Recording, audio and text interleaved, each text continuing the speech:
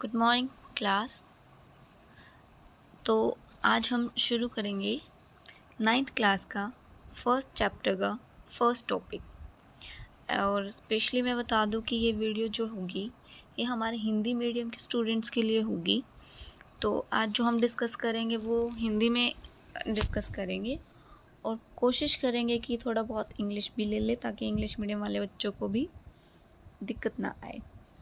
तो शुरू करते हैं हमारा फर्स्ट चैप्टर जिसका नाम है हमारे आसपास के पदार्थ। हमारे आस पास के पदार्थ। अब इसमें हम क्या पढ़ेंगे कि जितनी भी चीज़ें हम हमारे आसपास देखते हैं वो सारे पदार्थ होते हैं। तो उन पदार्थों के बारे में हम पढ़ेंगे कि उनकी मतलब प्रॉपर्टीज़ मतलब उनके विशेषताएं क्या क्या हैं, इनके बारे में हम थोड़ा सा पढ़ेंगे। आज हम क्लास की शुरुआत करेंगे तो ज़्यादा डीप नहीं जाएंगे, सिर्फ ओवरव्यू देखेंगे चैप्टर का, मतलब ऊपर से अभी हम शुरुआत करेंगे। तो इसमें हम सबसे पहले देखो क्या होता है कि हम हमारे आसपास जो भी वस्तुएं देखते हैं, जो भी चीज़ें देखते हैं, उनको हम क्या बोलते हैं? पदार्थ। अब चाहे वो रेत लगा लो, खाना लगा लो, या हम सांस ले रहे हैं वो हवा लगा लो, पानी पी रहे हैं वो पानी लगा लो, ये सारे क्या हैं? पदार्थ। अब इन सारी चीज़ों में एक चीज़ या दो चीज़ हम बोलें वो कॉमन है, और इन सब में कॉमन क्या है कि ये सभी जो वस्तुएं हैं इनका द्रव्यमान होता है। द्रव्यमान मतलब कुछ ना कुछ इनका भार होता है। जैसे कि हमने खाना खाया तो एक रोटी खाई, उस रोटी में कुछ ना कुछ तो वज़न होगा ही। अब मान लो हमारे पास चेयर है, उस चेयर में भी कुछ ना कुछ वज़न है। मेरे हाथ में चौक है, उस चौक में भी कुछ ना कुछ वज़न है। तो ये सारी चीज़ें क्या हैं? वस्तुएं हैं मतलब पदार्थ हैं। तो इन पदार्थ का जो किसको बोलते हैं पदार्थ? हम पदार्थ उन चीज़ों को बोलते हैं जिनका खुद का द्रव्यमान होता है, यानी जिनका भार होता है, और जो स्थान लेती है। स्थान मतलब अब हमने एक रूम में बेड डाला हुआ है, तो जहाँ पर वो बेड डाला हुआ है क्या उस जगह पर हम और कुछ चीज़ डाल सकते हैं? नहीं डाल सकते, क्योंकि वो जो जगह है वो जगह उस बेड ने घेरी हुई है। जैसे अब और एग्जांपल लगा लो, हमने किसी रूम में चेयर रख दी, तो जिस स्थान पर वो चेयर है उस स्थान पर और कुछ चीज़ नहीं रखी जा सकती, क्योंकि वो स्थान जो है उस चेयर ने ले लिया। तो पदार्थ किसे कहते हैं? पदार्थ उन वस्तुओं को कहते हैं जिनका खुद का द्रव्यमान होता है और आयतन होता है। अब क्या होगा कि जो पहले के साइंटिस्ट थे, यानी जो पहले के वैज्ञानिक थे, प्राचीन काल के जो वैज्ञानिक थे, उन्होंने क्या किया है, जितने भी पदार्थ इस दुनिया में हैं उनको उन्होंने पंच तत्वों में बांटा। किस में बांटा? पंच तत्व। अब ये पंच तत्व कौन से हो गए? ये पंच तत्व हैं हमारे वायु, पृथ्वी, आकाश, जल और अग्नि। ये क्या है? हमारे पंच तत्व। और ये पंच तत्वों का वर्गीकरण किन्होंने किया? जो प्राचीन काल के वैज्ञानिक थे, उन्होंने ये जो जितने भी पदार्थ उस टाइम तक देखे या समझे जा चुके थे उनको इन 5 तत्वों में विभाजित कर दिया। ठीक है। लेकिन जो अभी आधुनिक वैज्ञानिक आए, उन्होंने पदार्थों को पंच तत्वों में ना बांटकर पदार्थों के भौतिक गुणधर्म और रासायनिक प्रकृति के आधार पर उनको 2 प्रकार से विभाजित किया। अब ये कैसे क्या है? मतलब पदार्थों के भौतिक गुणधर्म क्या होते हैं, रासायनिक प्रकृति क्या होती है, और उनको किस प्रकार से 2 आधार पर बांटा है, वो हम पढ़ेंगे इस चैप्टर में। ठीक है। तो इस चैप्टर में अब हम शुरू करते हैं हमारा आज का सबसे पहला टॉपिक, जिसका नाम है पदार्थ का भौतिक स्वरूप। कौन सा टॉपिक शुरू करेंगे आज हम? पदार्थ का भौतिक स्वरूप। ठीक है। भौतिक स्वरूप मतलब कि वो जो हमारा पदार्थ है वो दिखने में कैसा है, ठीक है। तो उसमें सबसे पहला उसका जो भौतिक स्वरूप है वो हमारा क्या होगा, वो हमारा होगा कि पदार्थ कणों से मिलकर बना होता है। पदार्थ कणों से मिलकर बना होता है, ठीक है। सबसे पहला क्या है हमारा जो पदार्थ होता है वो किससे मिलकर बना होता है, कणों से, ठीक है। अब इसके लिए अब हम इस चीज़ को एक्सप्लेन करने के लिए हम एक एक्सपेरिमेंट करते हैं, छोटा सा एक्सपेरिमेंट। क्या करेंगे, एक्सपेरिमेंट ये करेंगे कि हमने एक बीकर लिया, हमने क्या लिया, एक बीकर लिया और उस बीकर में हमने पानी डाल दिया। या ये लगा लो कि घर पर भी कर सकते हैं हम इस एक्सपेरिमेंट को। कैसे कि हमने एक गिलास पानी ले लिया, कोशिश करना कि वो गिलास जो तुम लो वो कांच का लो। तो हमने क्या किया, एक गिलास पानी लिया। अब उस एक गिलास पानी में पूरा नहीं भरा, हमने उसको पानी से आधा भर दिया। उसमें क्या किया, हमने एक मार्क लगा लिया जहाँ तक वो पानी से भरा हुआ था, जहाँ तक कि जैसे यहाँ तक वो पानी से भरा हुआ है। अब हमने क्या किया, इसमें कुछ चीज़ डाली। वो चीज़ क्या डाली, हमने इसमें डाली शुगर।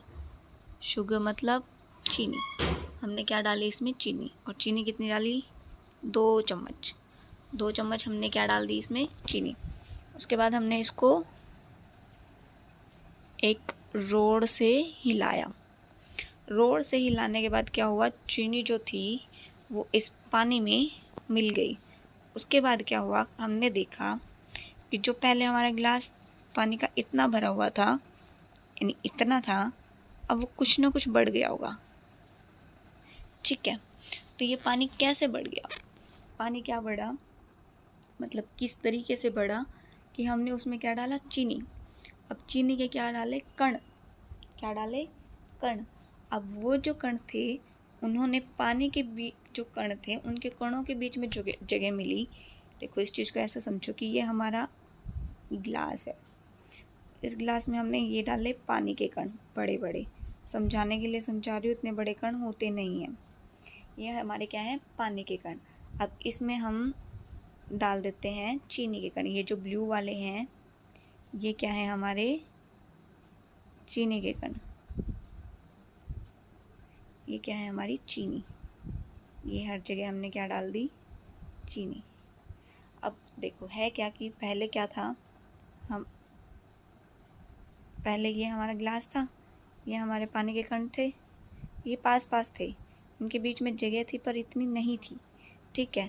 अब उस जगह को क्या किया, चीनी के कणों ने लेना शुरू कर दिया, ठीक है। पहले यहाँ पे 1-2 कण आए, फिर हमने और ज़्यादा पानी में चीनी मिलाते गए तो कण ज़्यादा हो गए। यानी इनके बीच की जो जगह थी वो किसने ली, कणों ने। उसको वो कण लेते गए और पानी के जो कण थे, ये मतलब ये जो कण थे, ये पानी वाले, ये एक दूसरे से दूर दूर होते गए, दूर दूर होते गए तो जगह घेरते गए, यानी जगह और ज़्यादा लेते गए। इस वजह से ये जो पानी का वॉल्यूम था, यानी जो पानी की जगह जो पहले इतना घेर रहा था, मतलब पहले क्या था, पहले जो इतनी जगह पे पानी था अब वो इतना सा और बढ़ गया। समझ रहे हो।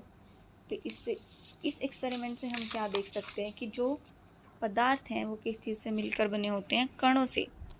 देखो ये कणों से मिलकर बने थे तभी तो ये आपस में घुल पाए, नहीं तो ये थोड़ी ना घुल पाते। अब करेंगे इसकी दूसरी प्रॉपर्टी मतलब इसका दूसरा भौतिक स्वरूप, किसका, पदार्थ का। तो पदार्थ का जो दूसरा भौतिक स्वरूप है वो है कि पदार्थ के ये कण कितने छोटे होते हैं। पदार्थ के कण, ये कण कितने छोटे होते हैं। अब हमने फर्स्ट एक्सपेरिमेंट में क्या देखा कि पदार्थ कणों से मिलकर बना होता है। अब बात ठीक है, चलो हमने ये मान लिया कि ये प्रूफ भी हो गया कि हमारे जो पदार्थ है वो किस चीज़ से मिलकर बने होते हैं, कणों से। अब ये जानने की बारी है कि वो कण कितने छोटे होते हैं। अब पिछले एक्सपेरिमेंट में हमने क्या देखा कि पानी के कण बड़े थे, उनके बीच में जगह ज़्यादा थी, चीनी के कण छोटे थे।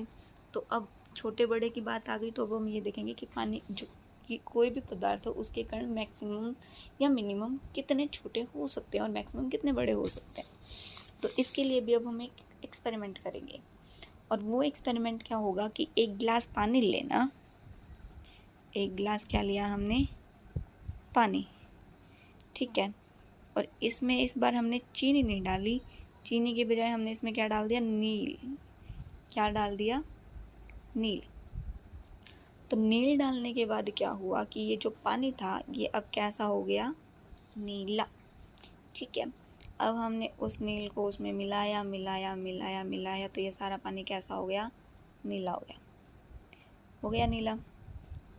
उसके बाद क्या किया, हमने एक और गिलास लिया, उस एक गिलास में हमने और पानी डाला अलग से, जो कि नीला नहीं था। और इस पानी में से जो कि पहले से नीला था, हमने 1 चम्मच पानी उठाया, क्या लिया, 1 चम्मच पानी, और इसमें डाल दिया। अब ये जितना नीला था ये वाला नीला होगा, लेकिन उससे कम, ठीक है। अब क्या किया, हमने एक गिलास और लिया, उसमें भी पानी डाला। उसमें पानी डालने के बाद क्या किया, अब हमने इसमें से, यानी जो दूसरे नंबर वाला गिलास था उसमें से 1 चम्मच पानी निकाला और किस में डाल दिया, इसमें, तीसरे नंबर वाले में। अब ये भी नीला होगा लेकिन दूसरे से कम। आई बात समझ में। अब यहाँ क्या हुआ, इस एक्सपेरिमेंट को हम और आगे अगर प्रोसीड करें तो हमने एक बीकर और ले लिया, एक गिलास और ले लिया, और उस गिलास में फिर से पानी डाला, और इस गिलास में पानी डालने के बाद अब हमने इस तीसरे नंबर वाला जो गिलास था यहाँ से पानी उठाया 1 चम्मच और इसमें डाल दिया। अब वो भी नीला होगा लेकिन थर्ड से कम। तो यहाँ से हमने एक कंक्लूज़न निकाला, यानी एक रिज़ल्ट निकाला कि जो नील था वो सबसे ज़्यादा कहाँ था, पहले वाले गिलास में, ठीक है। पहले वाले गिलास में सबसे ज़्यादा नील था, उसमें से हमने 1 चम्मच निकाला, दूसरे वाले में उससे कम आया, तीसरे वाले में उससे भी कम आया, और फोर्थ वाले में सबसे कम नील आया। नील का मतलब क्या है, जो पानी नीला हुआ है वो किसकी वजह से हुआ, नील की वजह से। और नील में क्या था, नील के कण थे, नील के क्या थे, कण, ऐसे ऐसे छोटे छोटे कण थे नील के, ठीक है, ऐसे ऐसे छोटे छोटे कण। मान लो पहले बीकर में हमारे पास 1000 कण थे, पहले बीकर में कितने थे, 1000। अब उसमें से हमने 1 चम्मच पानी निकाला, तो दूसरे में मान लो उसे 1000 में से कितने गए होंगे, 100 गए होंगे, ठीक है। तो यहाँ पर नील के जो कणों की संख्या थी वो कम हो गई, इसलिए नीला कलर भी कम हो गया। अब थर्ड में मान लो उन 1000 में से भी 10 गए होंगे, और फोर्थ में मान लो उन 10 में से 1, यानी अगर हम पहले का और फोर्थ वाले का कंपैरिजन करें तो यहाँ पे 1000 से कितने कण आ गए, 1। दिखने में देखो कण कितने कम हो गए, कहाँ 1000 कहाँ 1, लेकिन जब हम एक्चुअल में इस एक्सपेरिमेंट को प्रोसीड करके देखते हैं, यानी करके देखते हैं, तब हम ये देखते हैं कि जो हमारा पहला ग्लास होता है और फोर्थ ग्लास होता है, तो फोर्थ ग्लास में भी नीला पानी जो होता है वो होता है, मतलब दिखता है हमें नीला। तो ऐसा नहीं है कि एक कण है, उसमें हैं बहुत सारे कण हैं। और जबकि हमने फर्स्ट वाले ग्लास में कितना डाला था, 1 चम्मच नील डाला था, तो यानी उस 1 चम्मच में सोच के देखो कितना नील आया होगा, कि कितने सारे नील के कण आए होंगे, कि उसने पहले वाले पूरे ग्लास को नीला किया, फिर दूसरे को भी किया, फिर तीसरे को भी किया, फिर चौथे को भी किया। तो यहाँ से हम एक कंक्लूज़न निकाल सकते हैं कि जो हमारे कणों का साइज़ होता है ना वो बहुत छोटा होता है, इतना छोटा होता है कि उन्हें हम अपनी नग्न आँखों से देख भी नहीं सकते, ठीक है। तो आज की क्लास में हमारा बस इतना ही, आगे करेंगे कल।